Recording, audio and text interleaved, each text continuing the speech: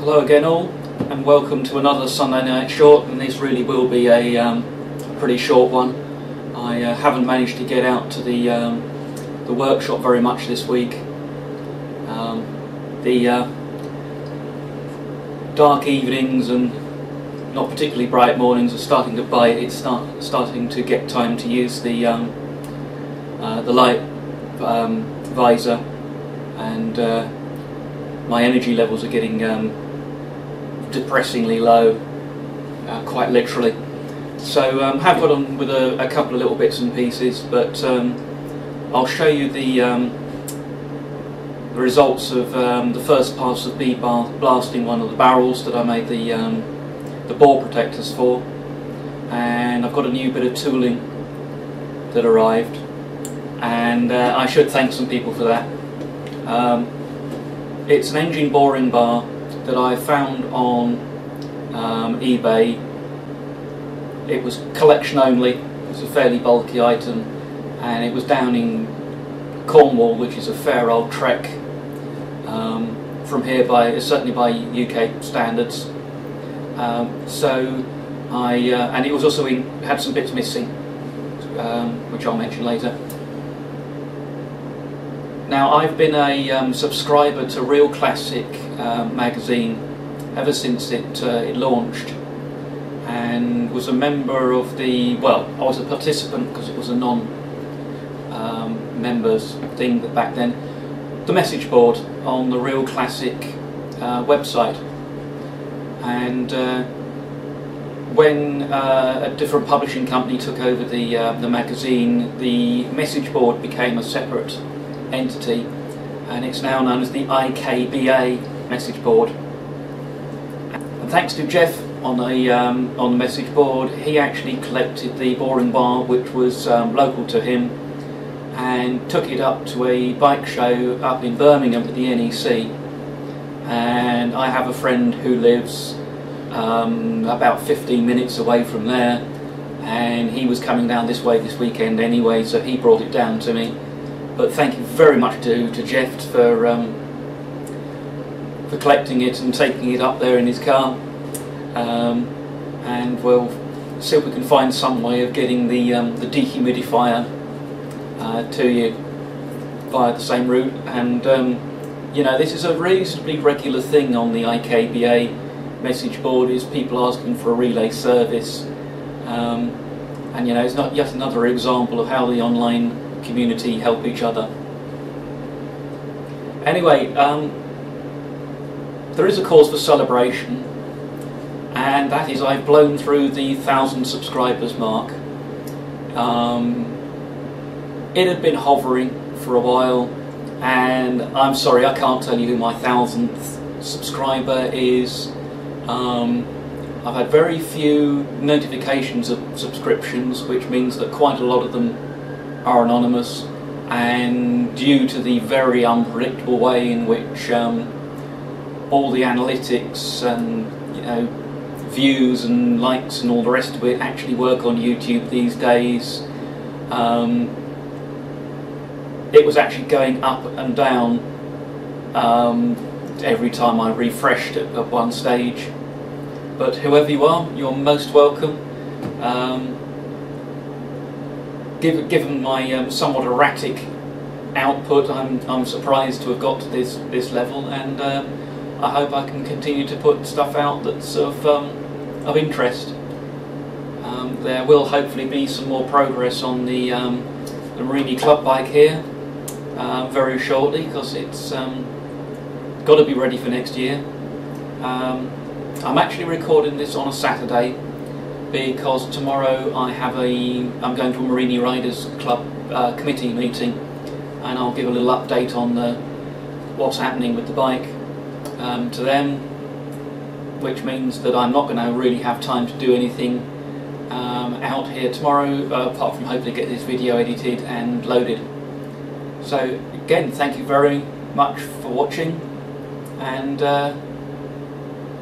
please do come back and let us know what you think. See you all next time. Where is the barrel with the bore protectors I made?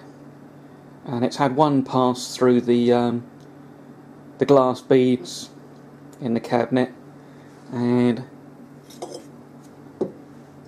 it's come out pretty well.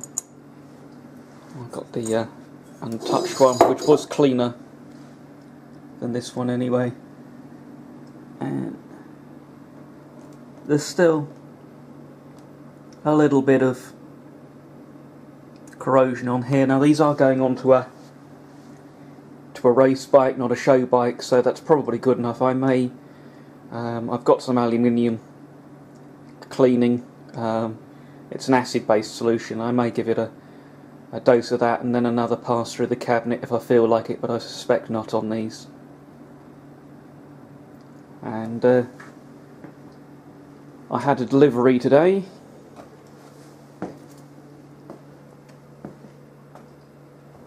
And it's a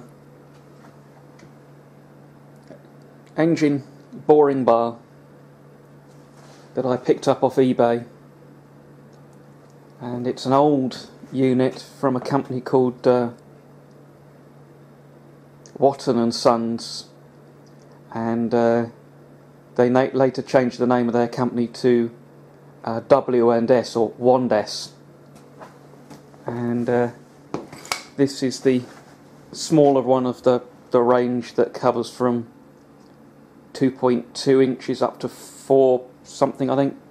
I'd have to check. Didn't cost me a huge amount of money. It was described as incomplete, but it was unclear exactly what parts were missing. I'll get to that in a second. This is a diamond impregnated wheel, which normally lives under this cover here, and there's a jig that runs on here that allows you to sharpen the various angles on the cutter. There's your manual handle, which rotates the screw to raise and lower the head, which clamps onto the end of the main spindle. And the bit that's missing is the head and shaft and bearings out of this this main shaft. So the top bearing is in there. But down at the other end we have nothing at all. So if I'm going to resurrect this, I'm going to need to make a new main shaft incorporating the cutter holder. And I'll give you a brief look into the toolbox.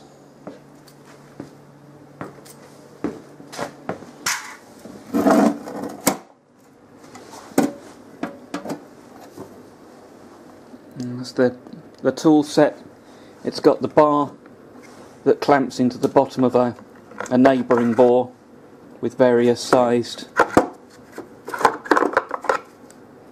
clamp bars.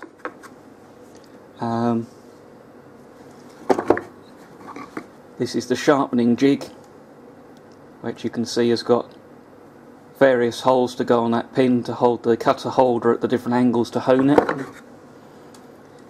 There's a special hex tool with a universal joint, and that's for adjusting the position of the cutter head.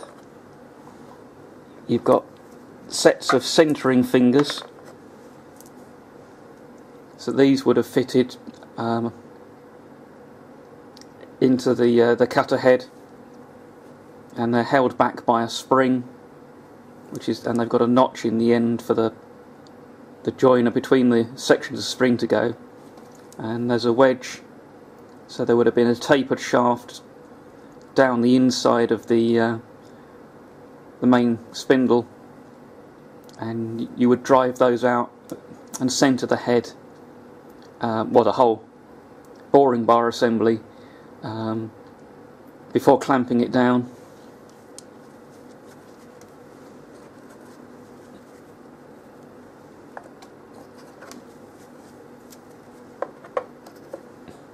And then there was the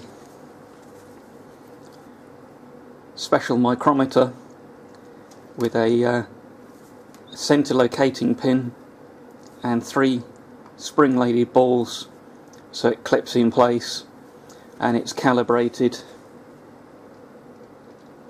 I don't know if you can see the scale there, but it starts at 2.2 inches. Now this is in need of some reconditioning because the anvil is rather beat up. You're not meant to put any force against that when adjusting the bits, but clearly if people have been running it up fairly hard.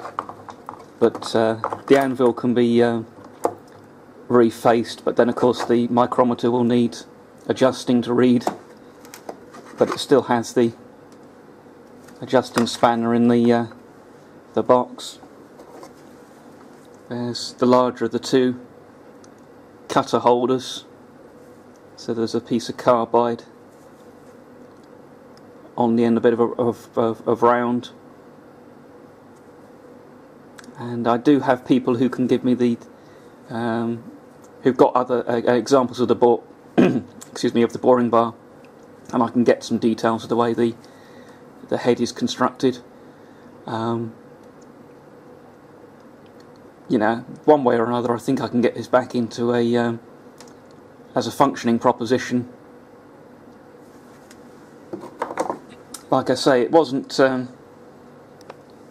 huge amount of money, and even the tool kits, which are one of the things that more commonly goes missing, is worth, you know, potentially what I paid for the whole thing. And I may see another one turn up, and if it does, I've got the tools that may well be missing.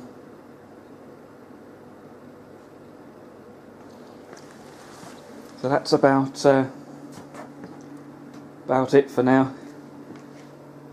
Still got the club bike sitting on the bench. I've done a little bit of work on that, not very much, but I'll keep that in a separate video.